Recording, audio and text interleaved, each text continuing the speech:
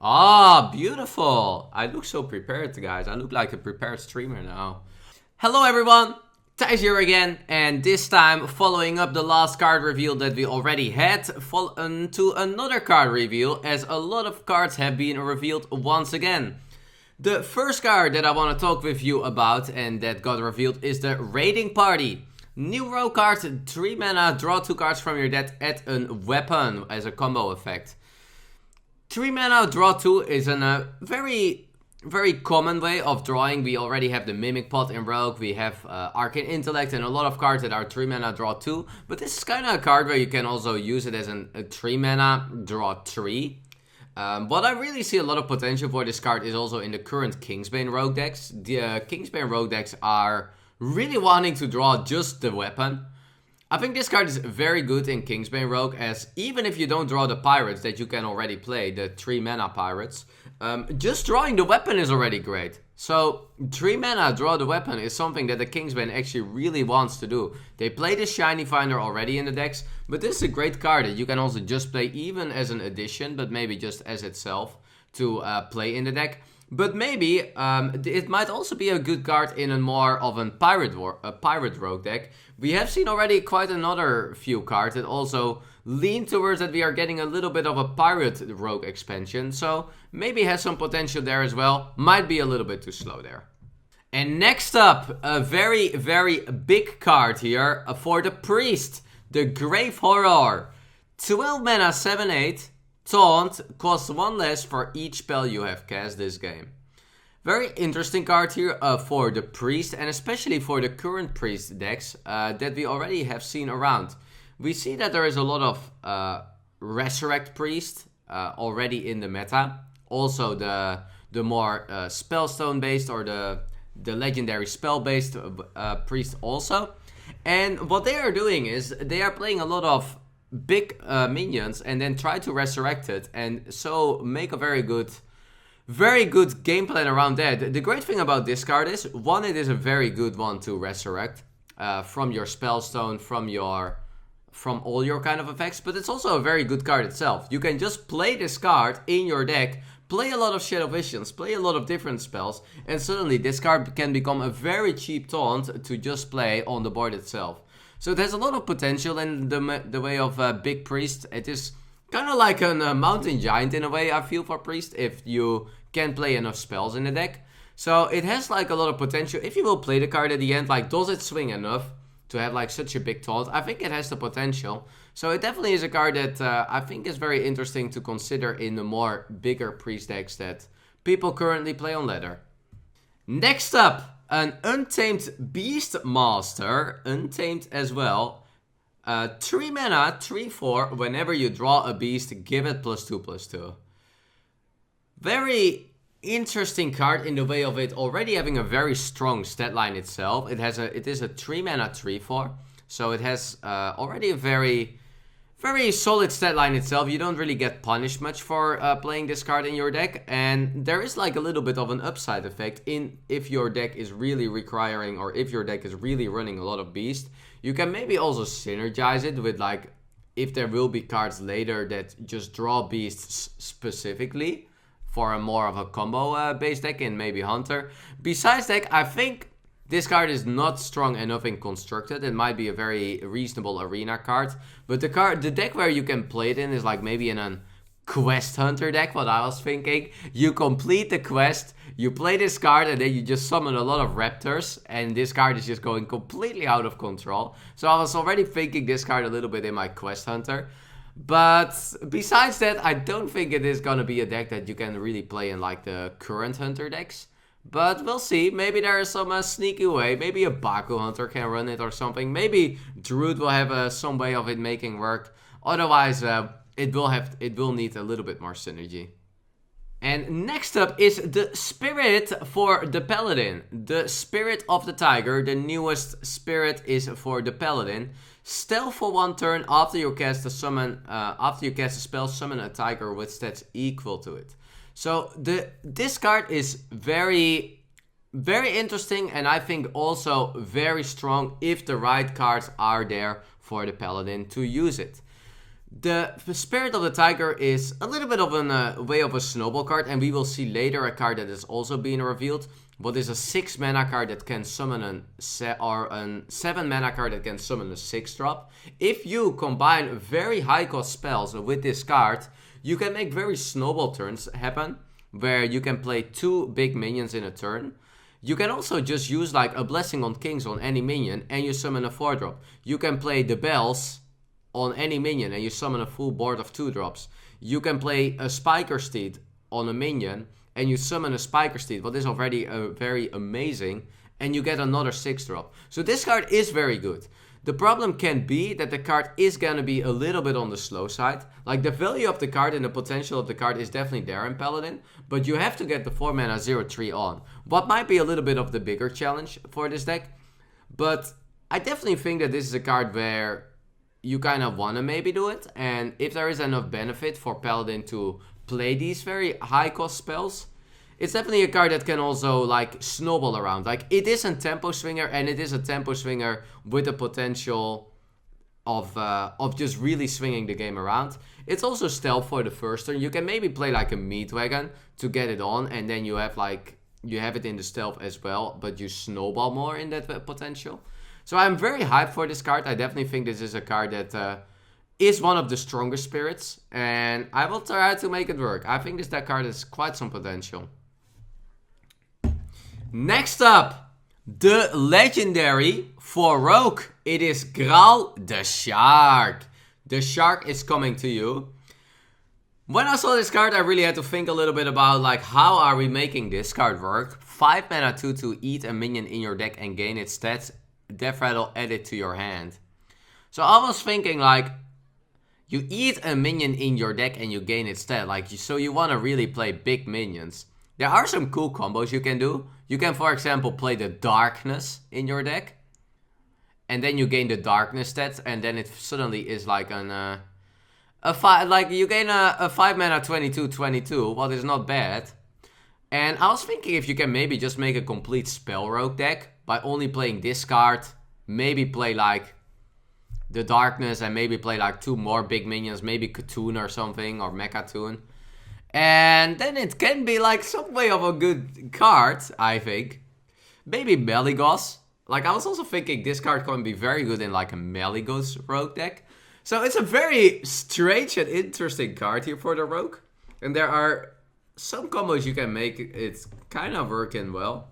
Of course, it will always be a little weak to single removal, but it's kind of an interesting card and a very roguey card once again, like a more miracle card. I think, I don't know, it feels like kind of hard to make work to make a Shark Rogue deck, because if you want to make this card work, you have to make your deck around it. But maybe there are some good combos, guys, and we shall not underestimate that. Like, I think Malygos Rogue is definitely one of the potential ones, as it is already a very strong archetype itself. So it will be a very, very interesting. I wonder if anybody is going to make the Shark Rogue a thing, guys. We'll see. We'll see. And next up, guys, a very interesting card. It is a 10 mana legendary neutral Hakkar the Soulflayer. Hakkar the Soulflayer shovels a corrupted blood into each player's deck. And to very specifically know what does this corrupted blood do, it is a 1 mana spell. Deal 3 damage to yourself or to your hero. So you put it in your opponent's deck and it deals 3 damage to your opponent. And shuffle 2 more corrupted bloods in the deck. So it is an ongoing card that will keep summoning corrupted bloods. And if your opponent is very low on cards, if your opponent is playing a combo deck, and you put the corrupted blood in your opponent's deck, you just guarantee your win. So it's a very 10 mana, very slow card. 10 mana 9/6 is very slow, but it has potential to just singly win the game. So it kind of fits in the Mechatoon way of working. I think Mechatoon is more of a card that you can make yourself. You can make it good yourself. This card really needs your opponent to be very low in cards, and then you can make it very consistent. But it's like a deck that can make mill very good as well, so more into that category. But I think the Death Rattle part is what it makes it hard, like very hard. It is not a battle cry, and that makes it maybe a little bit too hard to pull it off. Next up, Zandalari Templar, a 4 mana 4/4. If you have restored 10 health this game, gain +4/+4 and taunt. So become a 4 mana 8/8 with taunt. The Zandalari Templar, when it was announced, I had a little bit of... I thought this card will be very hard to pull off, but now, of course, we all have seen the amazing and greatest card reveal that has come out so far with the Paladin legendary High Priest Thekal. If you didn't, please check out the video. It has been revealed by a very awesome guy. And that makes the Zandalari Templar quite more interesting. If you have the High Priest Thekal, you can already start healing yourself up from the start of the game. Because the hardest part for this card is if you're at full HP, well, you're not going to restore the health. And it's very hard to make this card work. But if you already start your life total at like a little bit lower of HP and you can already start healing. What is also very interesting with this card is it is restored 10 health. If you have restored 10 health this game, gain +4/+4. You don't have to restore your hero. You can also restore minions. You can even restore your opponent's face with whatever cards, and stack already the 10 health mechanic or the 10 health that way as well. But I think now that we have seen the High Priest Thekal being revealed, there is more potential for this card as well. And it kind of fits into the Hooked Reaver way. The Hooked Reaver is maybe a little bit easier to pull off. But if Heal Paladin can become a good archetype, then this one is definitely having potential. So I think the restored health is what it makes very interesting, and that it is also not limited towards your hero. And I definitely think with High Priest Thekal and maybe with some lifesteal cards, this card is actually very reasonable to pull off.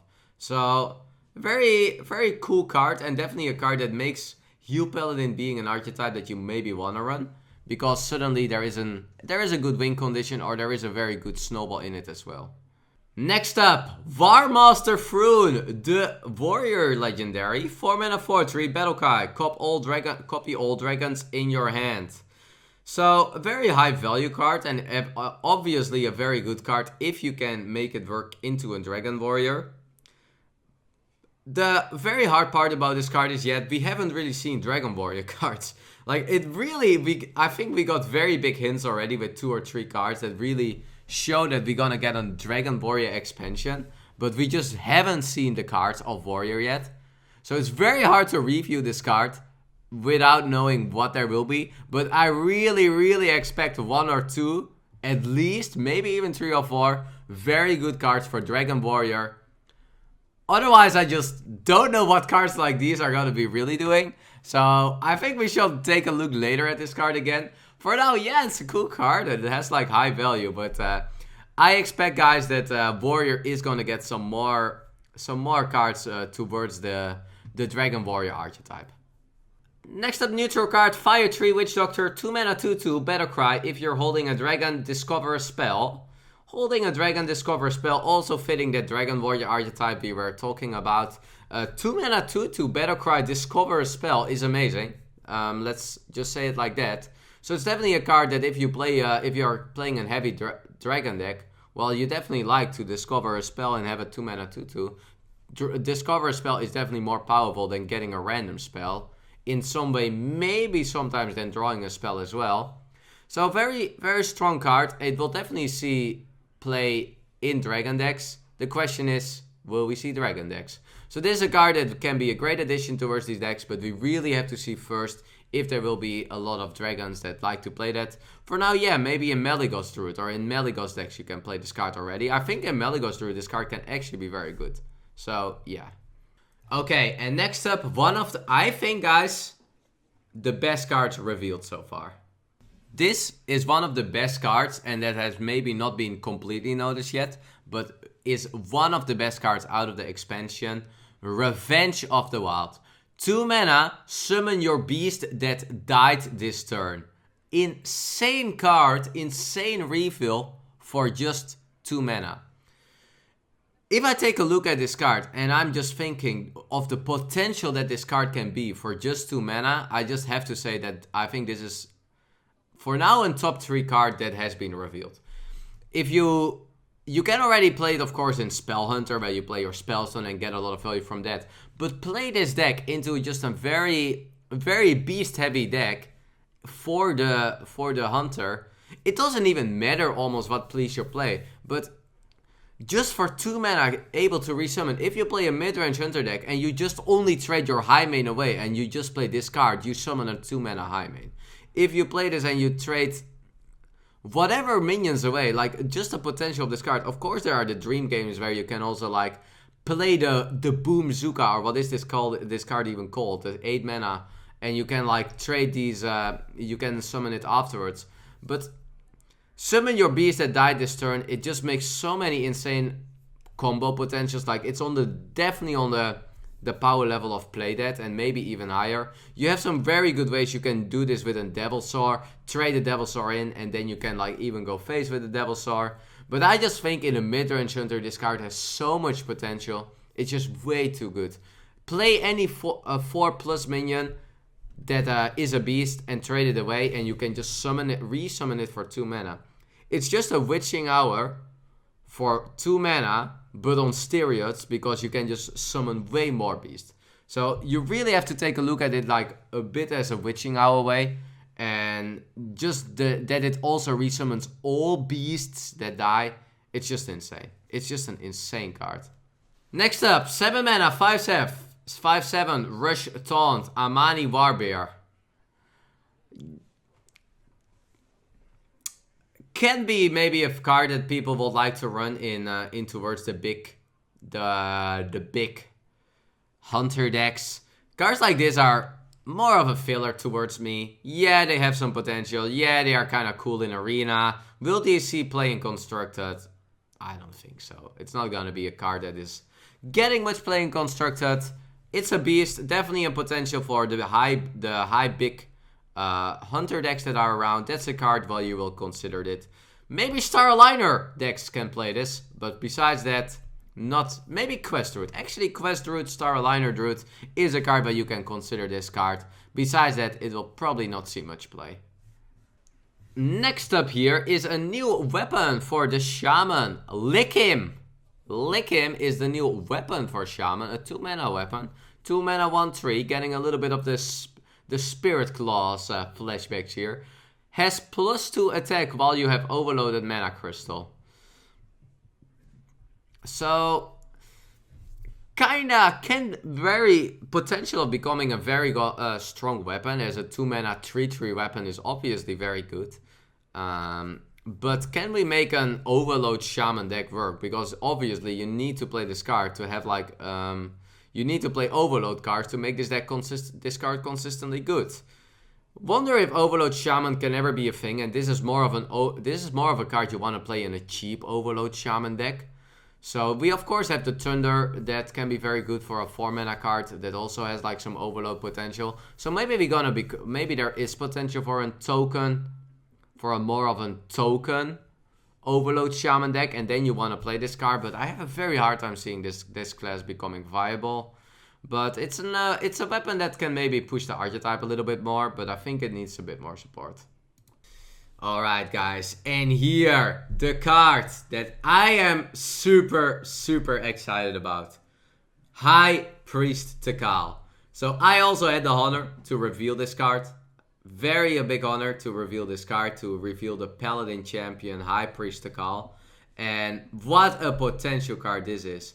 3 mana, 3/4, convert all but one of your hero's health into armor. So what you will do is, once you're having 30 lives, you will convert your life total into 1 life and 29 armor. When you have less lives, you convert, let's say you have 15 lives, you convert it in 1 health, 14 armor. What is the amazing part about this card is, guys, is that you can play this at turn 3 and actually make Heal It In a thing. This is actually a card that makes the biggest problem of Heal Paladin. The biggest problem of Heal Paladin is that you just can't convert the heal or the lifesteal that you do in the early game because you're just at full lives. But this card actually makes it viable. And now, actually all the other cards that we have seen that also push towards a more heal effect of Paladin make a lot of sense as well. There are also some very busted combos with this card in Wild, I think, where you can play this card. Like, this card with the Molten Giant is just completely busted. I didn't even mention this earlier, but if you play this card in Wild, you can just coin this card and you can just play 2 Molten Giants with it. So I think this card is kind of gonna ruin Wild. It's also very good in Reno Jackson decks, of course, with Reno.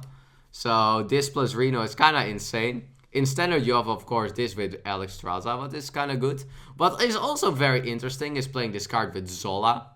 So you can play this, you can Zola it, and you can, once you lifesteal, when you completely lifesteal everything, you can play this card again and convert again. But I definitely think this card is having a lot of potential in Heal Paladin. I'm super excited for this card. When I saw this card 2 weeks earlier than everyone. I was already excited. Now I can finally talk about it. But this card has so much potential in Paladin. It's also already a 3 mana 3/4. So how wrong can you go with this card? Very, very amazing card for any kind of heal Paladin, mid-range Paladin, control Paladin. So much synergy with lifesteal, so much synergy with heal. Very, very hyped for this card. Next up is Walk the Plank, guys. Bo is gonna walk the plank here. Don't walk the plank. 4 mana, destroy an undamaged minion. So a 4 mana Assassinate here. 4 mana Polymorph, 4 mana Hex, however you want to call it. Very good card. Very good card. Rogue is having already a lot of these strong removals. We have the Firetree Slayer, we have the Seps, we have like strong removal in general. So will Rogue need this card? Not necessary, but it's definitely a strong removal. 4 mana, just remove a minion. So we'll see if this card is gonna be a thing. It's just a very strong removal. We'll definitely see play in like any kind of arena decks.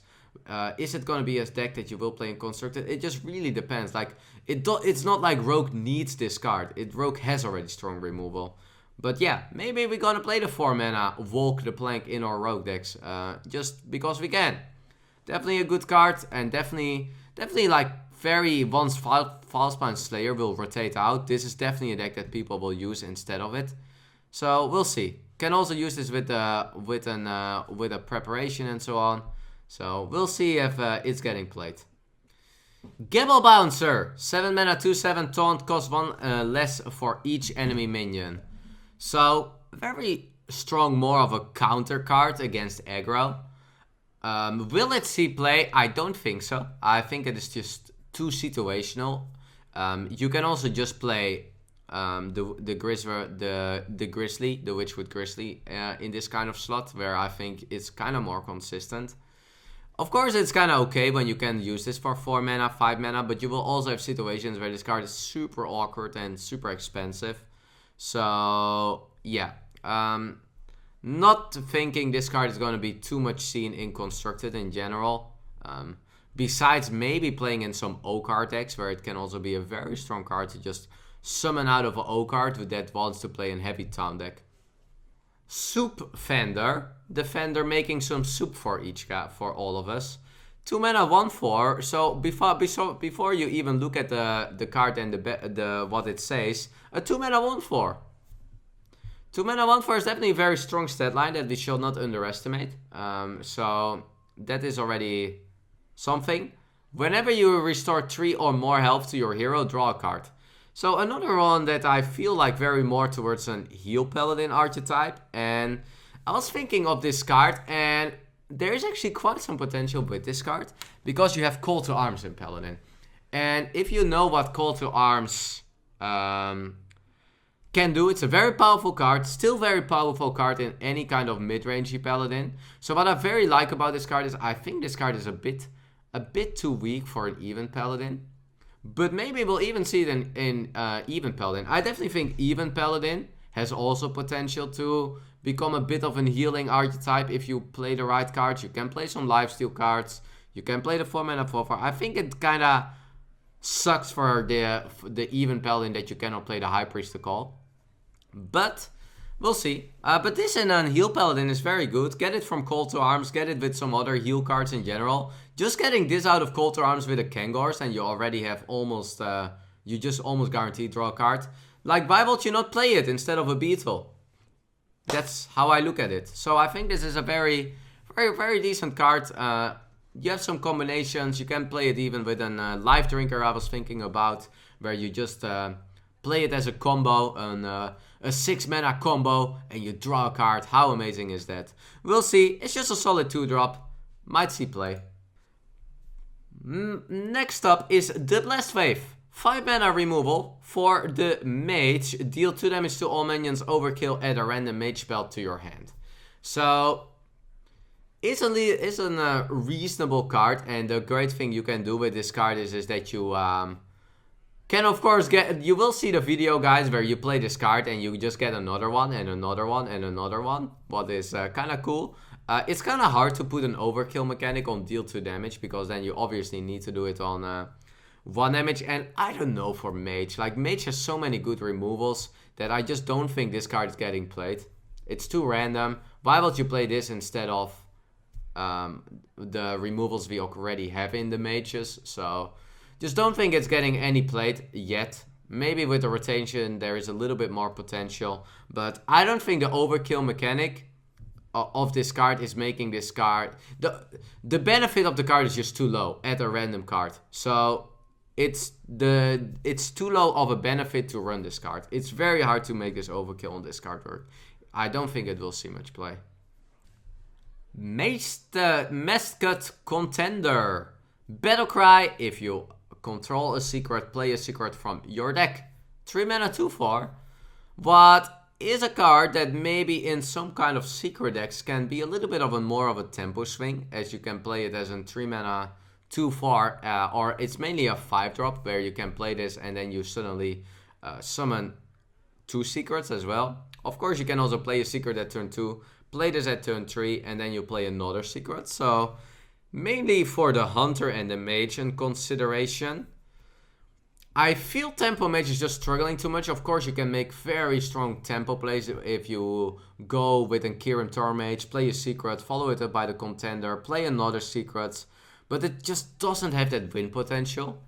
In Hunter, there is some win potential with this. You can use it with Subject 9 in combination. So there are a lot of things you can definitely guarantee this card being quite good in your Hunter archetypes. But it's kind of having that issue with what the Professor has in Hunter as well. The 4 mana that summons a random secret for free as a 4-drop. So I don't think it gets that much play, and I don't think it snowballs enough, and I don't think secrets can snowball to make cards like this having a power level. Saronite Taskmaster is the next one. 1 mana 2/3. Wow! 1 mana 2/3. Well, Death Rattle. Summon a 0/3 free agent with Taunt for your opponent.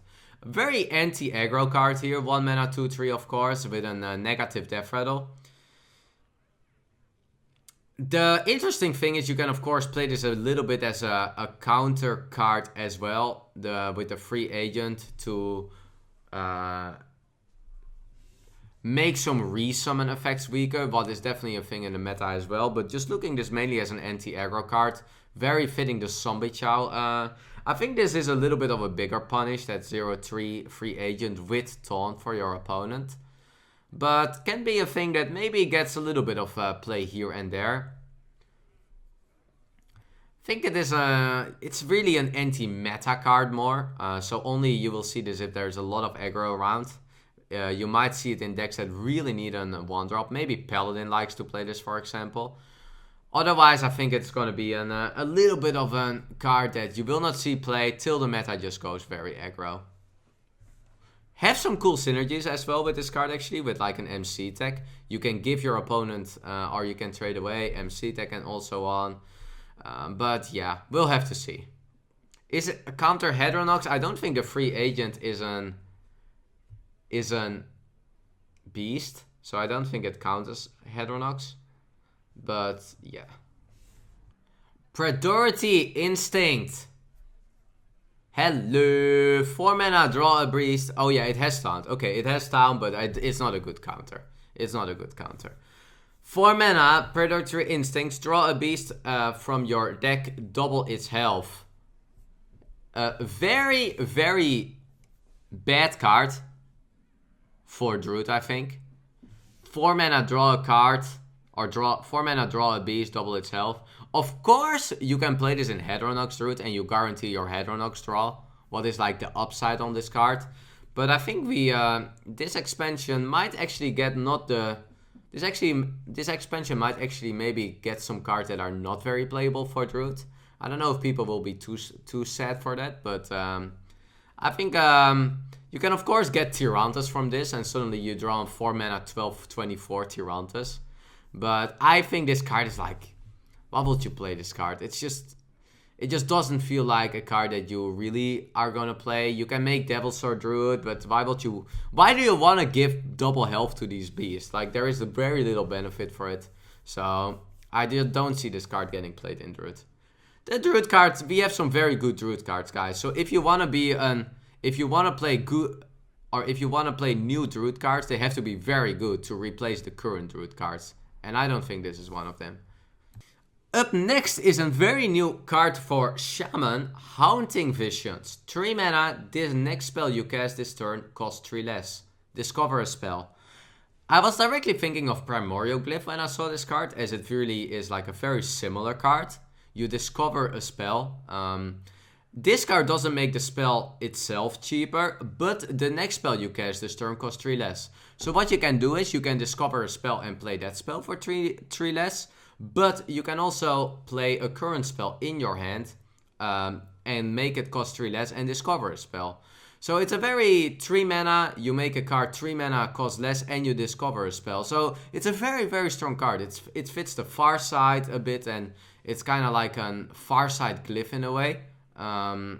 What is very strong. So I definitely think this is a very flexible card. Discover is very flexible. In Shaman, discovering is very good. You have single removals, you have AoE removals. You also have like some burst cards maybe. But it definitely is a card that is a very, very, very strong card itself. I'm not sure what what archetype you really want to play this in. Like, is it going to be a card you really want to play into, let's say, Shadowwalk Shaman? I don't know. I really like the synergy with this card as well with Electra, because Electra with some cards is kind of sometimes very like overloading yourself or something. Well, this is a very but Electra Farsight is a very common combo, and this card is actually making it also very strong. So very strong discover card here for the Shaman. And next up is the legendary for the Priest. Priest is getting his champion here with Princess Talanji. 8 mana 7/5. Summon all minions from your hand that didn't start in your deck. So a very combo-y card here for Priest. When I first look at this card, I was kind of like, it feels very hard to put these combos off, but there are definitely some combos that you can make work with this deck. It's very like, maybe like a Thief Priest, of course, is going to be the thing that you might think about, or like the Benedictus.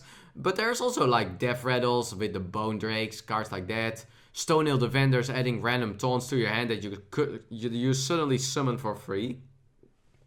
So, and also some of the newer cards that we have seen here for Priest that also fit this card quite some are gonna be a thing.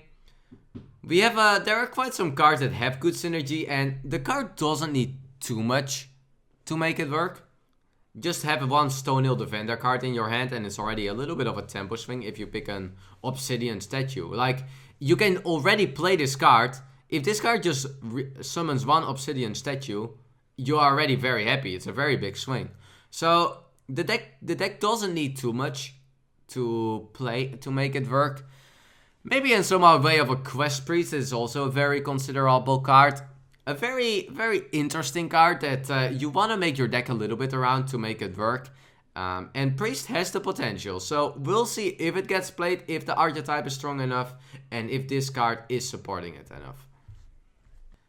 Another Murloc also coming into the expansion here with Rastakhan's Rumble. It is the Murloc Tastyfin. 4 mana 3/2, draw 2 Murlocs from your deck.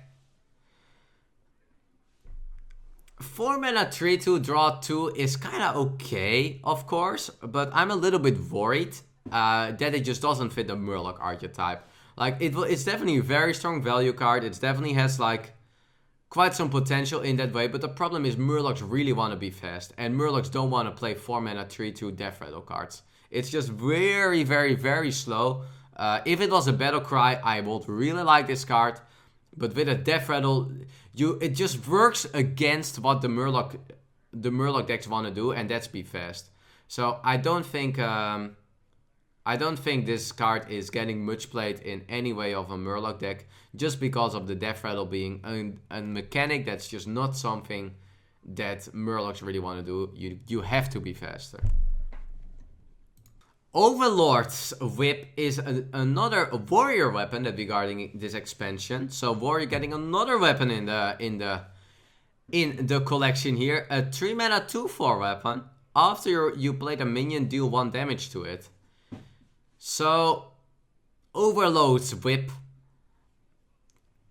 Of course, there is a lot of synergy where you can play this card that are in warrior that's really synergized well with dealing 1 damage to your own minions. But we have also seen the 1 mana card that has like the Amani, that has like some synergy. And I know there are quite some cards Blizzard every expansion puts in to make like an Enraged Warrior work or something. But that archetype has like not enough support at all. So every expansion I feel like there's always one card that they want to make Enraged Warrior work. But it's just like every time missing the point a bit, I feel. And if I compare this card to Blood Racer, I think Blood Racer is just so much better. Of course, it's a very good card with 3 mana 2/4. Like, you have a lot of charges you can use to make this card work. And maybe it's a card you can play against, like, aggro decks. It's a card that's very good against Zoo. But I think it's just not enough for a warrior deck to really play. You might really want to play it in, like, a very slow control warrior archetype that plays some really big minions. If you play this deck with Rotface and you play like the turret or something, maybe there is some synergy, but I think it's just too little to make it work. And that was the card that we already revealed. So we went to all the cards, guys. We got to all the cards so far. 60 cards of 135 have been revealed, so we are almost to half of it. We are getting quite far, guys. 60 cards of the 135 cards revealed, so went very far so far. We'll see. We got a little bit of a few now. I have already some archetypes I'm very excited about. Discard Warlock, the Odd Mage is very interesting, or the like Hero Power Mage. Very excited about the Heal Paladin that we now have seen, so very, very, very looking cool. Here we go. New card, Druid card reveal, Spirit of the Raptor. Still for 1 turn, 1 mana Druid card, guys. Still for 1 turn, after your hero attacks and kills a minion, draw a card. Ha ha ha ha! Druid's getting a bad card, guys. This card looks pretty bad. Like, Druid can draw better. Why would you play a 1 mana to hope to draw a card when you can play Hole, Branching Paths, UI? Huh. Blizzard actually printing bad Druid cards, guys.